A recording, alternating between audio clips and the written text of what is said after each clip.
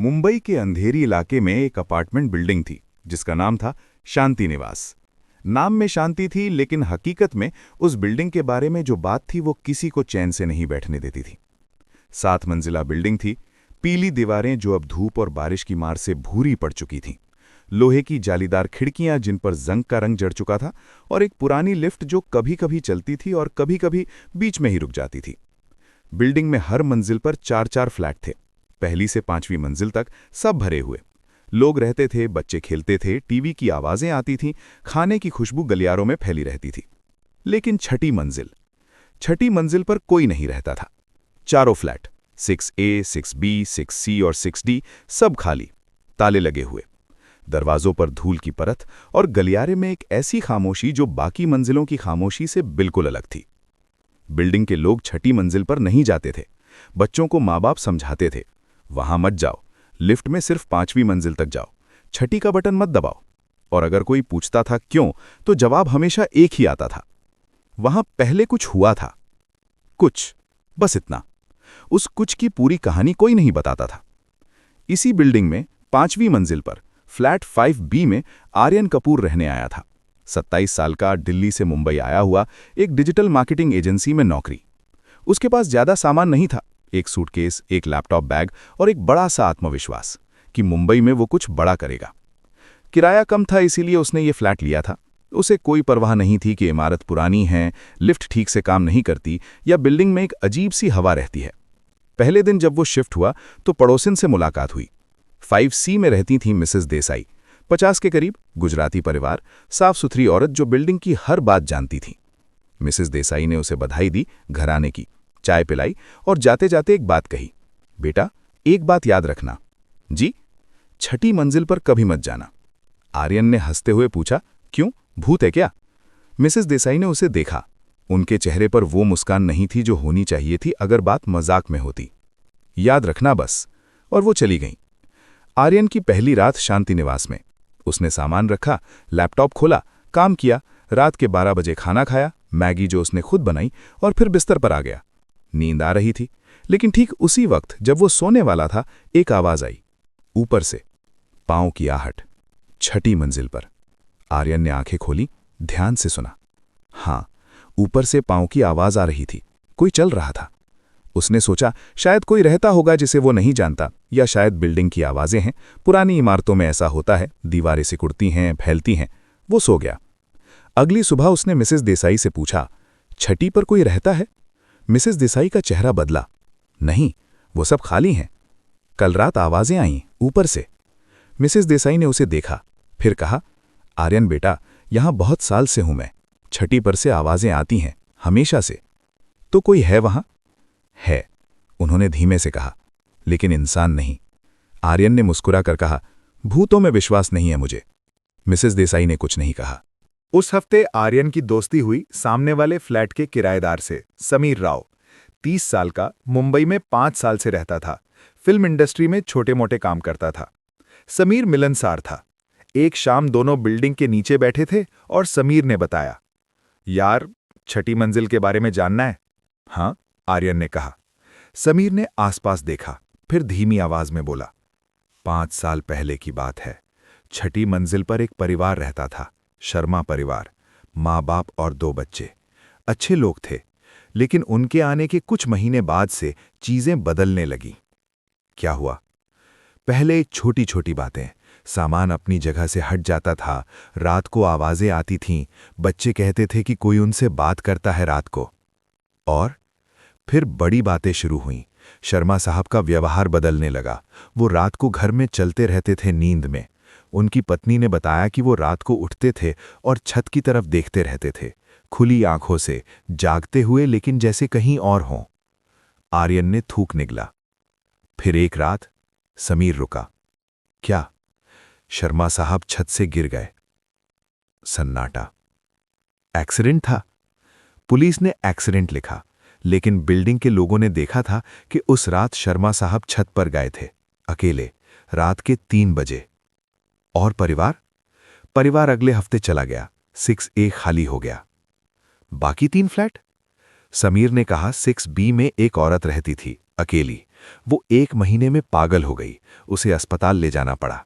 6C में एक couple था, वो रात को भागे सामान छोड़कर। 6D आखिरी था, उसमें एक बुजुर्ग दंपति था। उनके साथ क्या हुआ किसी को नहीं पता।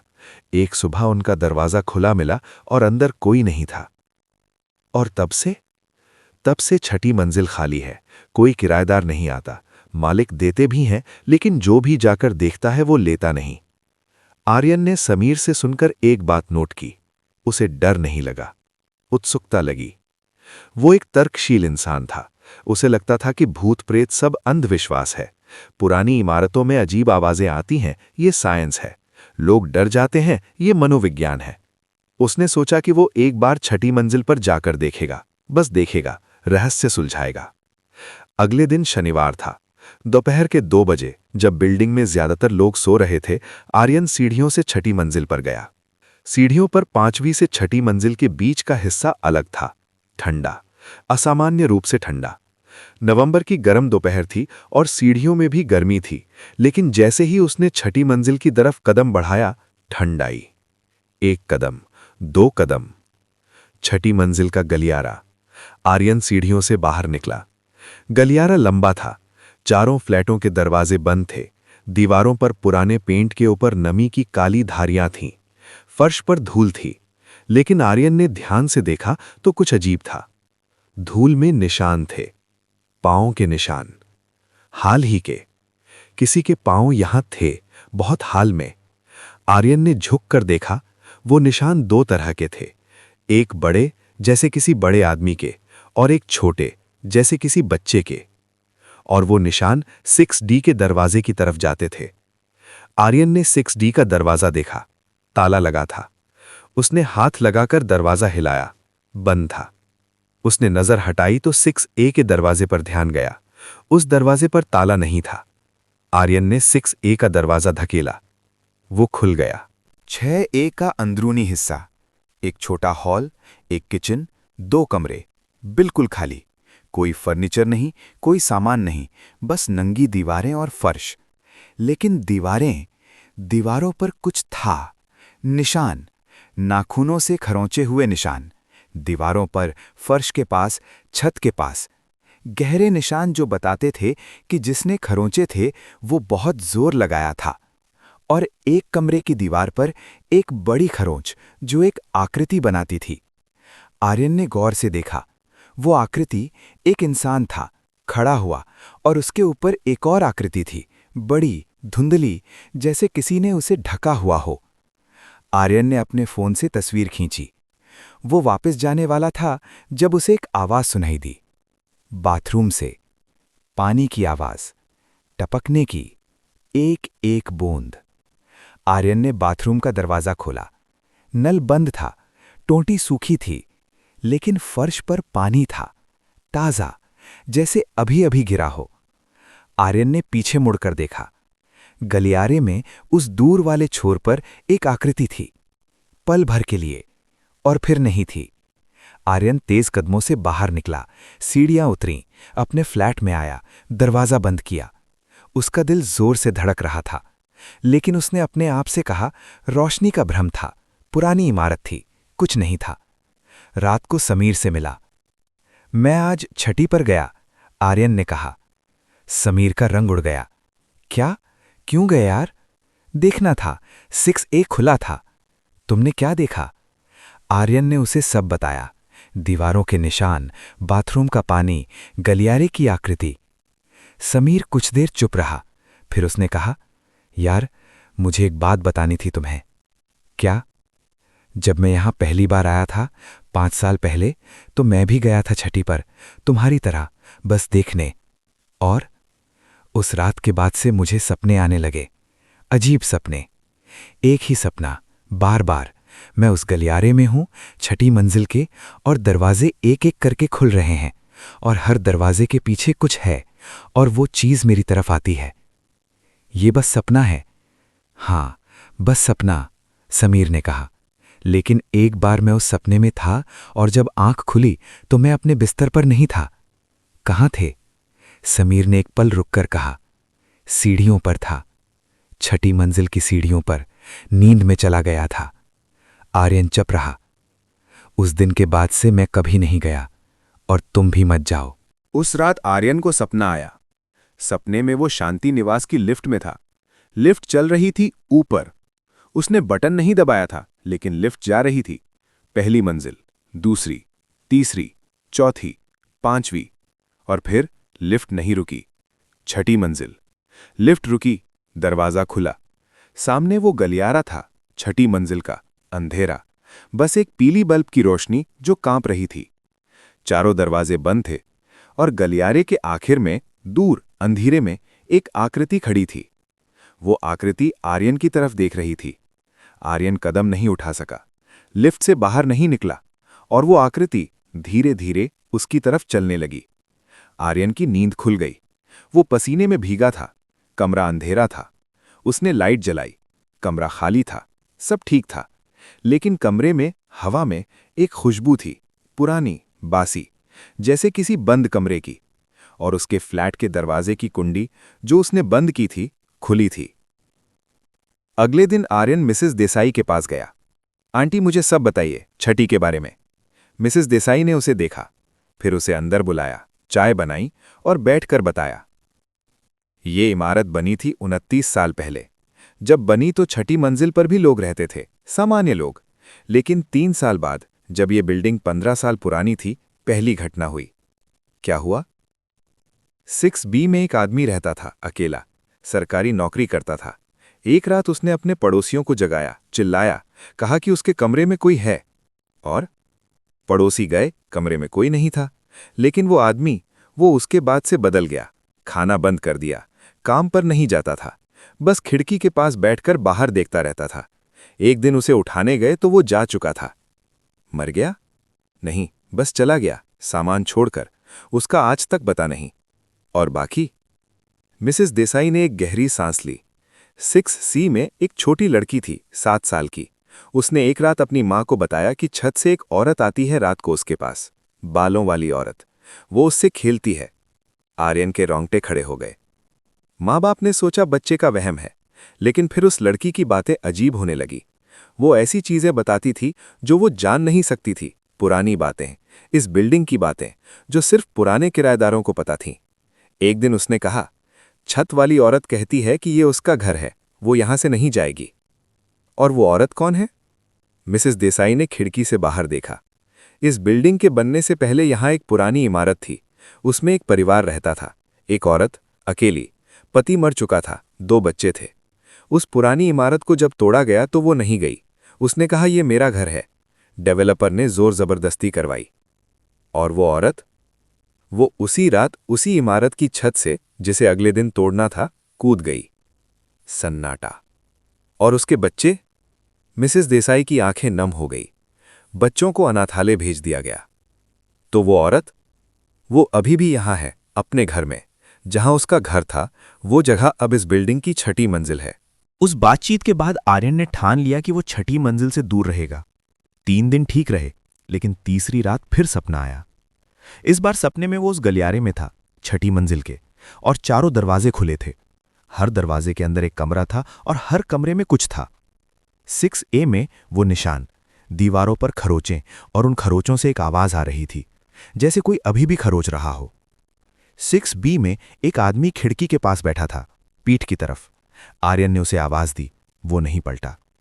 6C में खाली, बिल्कुल खाली, लेकिन उस खालीपन में कुछ था, एक एहसास कि अभी अभी कोई था और अभी अभी गायब हुआ। 6D में एक औरत पीठ की तरफ खड़ी थी, लंबे बाल जो उसकी कमर से नीचे तक थे, सफेद कपड़े, और उसके दोनों तरफ 2 बच्चे खड़े थे। वो तीनों बिना पलटे बस खड़े थे। आर्यन का दिल उस सपने में भी जोर से धड़का। कौन हो तुम? उसने सपने में कहा। औरत ने जवाब नहीं दिया। यहां क्या चाहिए तुम्हें? एक बच्चे ने बिना पलटे कहा। मां कहती हैं ये हमारा घर है। आर्यन की नींद खुली। वो हाँफ रहा था।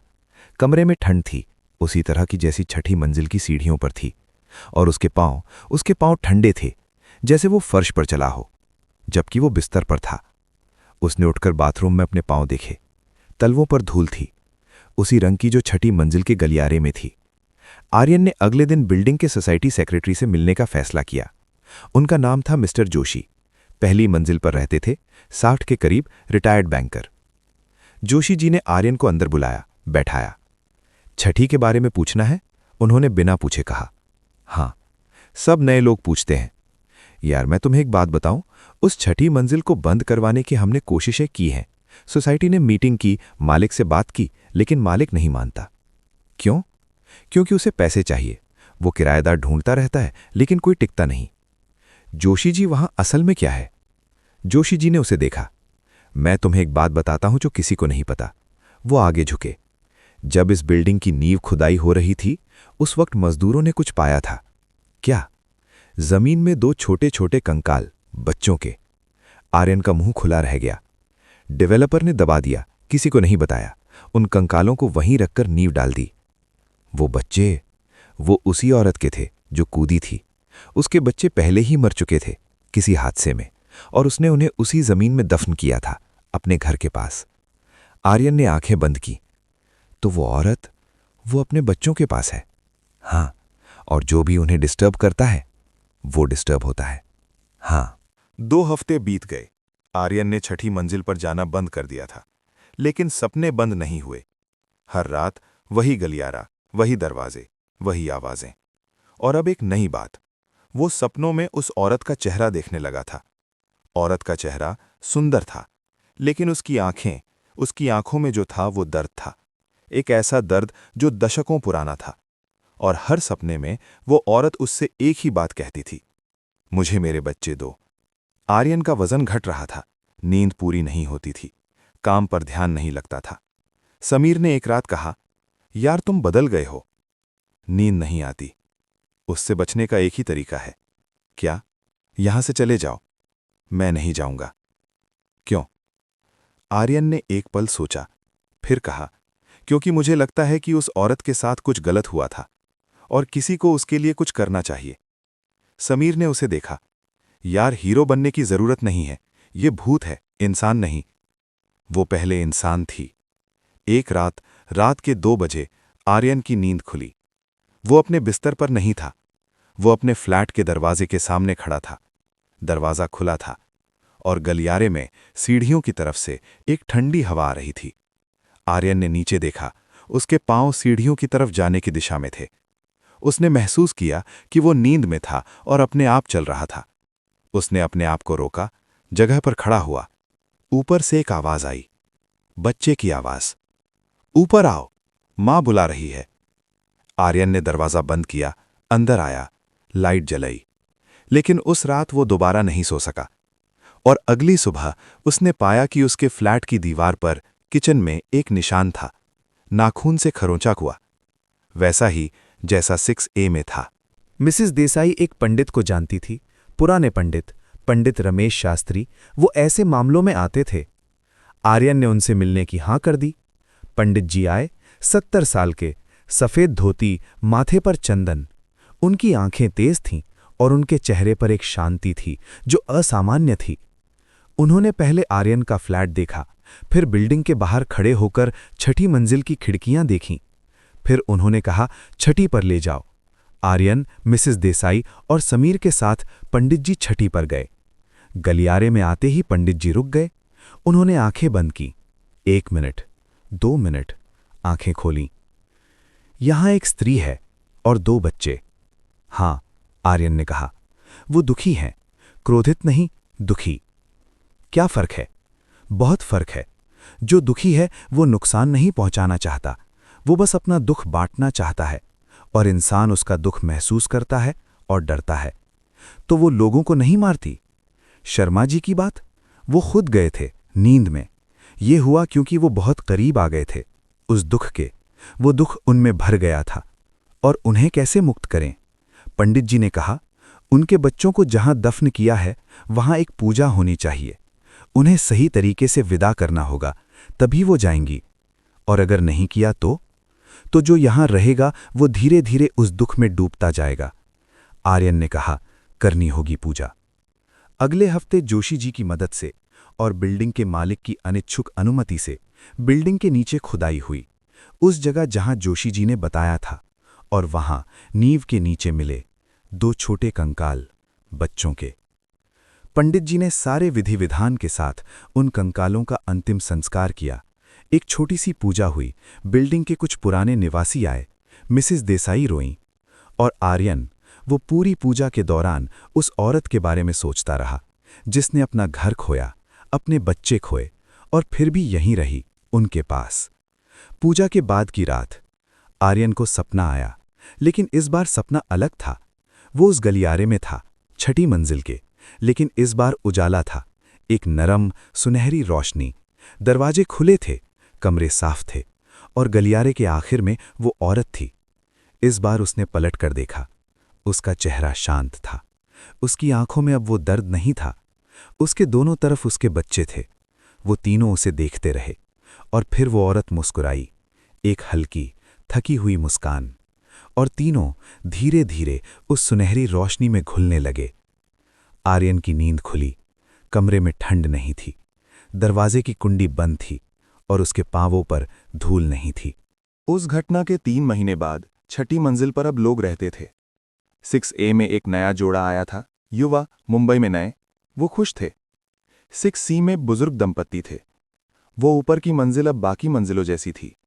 टीवी की आवाजें आती थीं, बच्चे खेलते थे, खाने की खुशबू आती थी। आर्यन अभी भी 5वीं मंजिल पर था। एक शाम वो लिफ्ट में था। छठी का बटन दबाया, ऊपर गया। गलियारे में खड़े होकर उसने एक पल देखा। सामान्य, बिल्कुल सामान्य। उसने ऊपर देखा, छत की तरफ। कुछ नहीं था। वो वापस लिफ्ट में आया, लेकिन जैसे ही लिफ्ट का दरवाजा बंद होने वाला था, एक पल के लिए उसे गलियारे में कुछ दिखा।